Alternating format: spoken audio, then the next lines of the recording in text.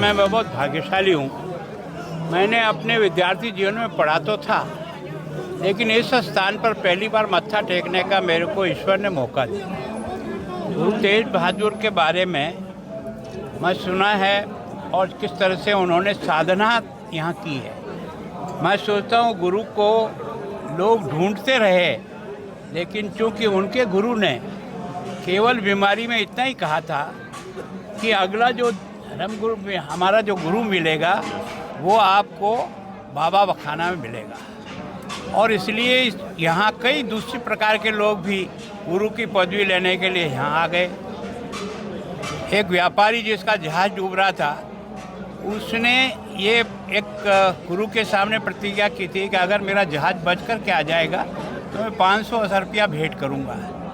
गुरु तो इंतकाल हो गया, स्वर्गवासी हो गए, पर वो जो बात सुनी थी कि भाई कहाँ है, उन्होंने कहा कि गुरु ने केवल कहा था कि बाबा बखानी में मिलेंगे, तो वो यहाँ ढूंढने आया। कई लोग उन्हें मिले, उन्हें दो सबको दी। तो यहाँ भी साधन स्थल पर भी पता लगा कि यहाँ भी कोई साधना कर, उनको भी दिए तो 2 ही दी। उन्होंने कहा तूने तो 500 के लिए कहा था, 2 क्यों दे रहा है?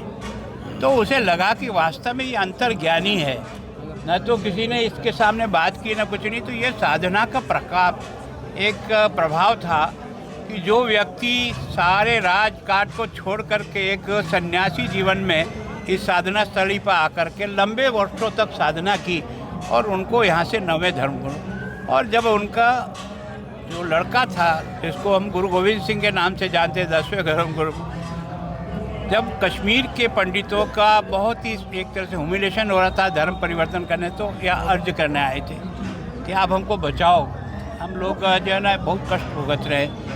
तो स्वाभाविक रूप से उन्होंने कहा भाई कि कोई न कोई बड़े आदमी का बलिदान चाहिए। तो उस समय गुरु गोविंद सिंह 9 साल के थे। उन्होंने कहा आपसे बड़ा आदमी कौन होगा?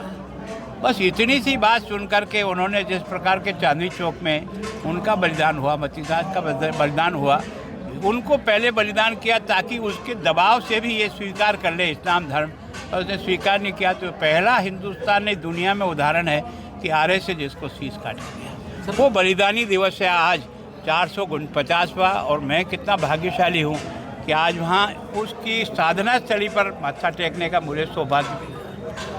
सर, आज का कैसा अनुभव रहा? अब यहाँ पे पहुँचे, मन को कैसा? देखो, मैं सोचता हूँ कि ये ऐसी जगह है जहाँ व्यक्ति को अंतर्मनी होकर के कुछ सोचने के लिए मजबूर करता है कि जिसने सब प्रकार के ऐश्वर्य को छोड़कर साधना के क्षेत्र में आ गया, लेकिन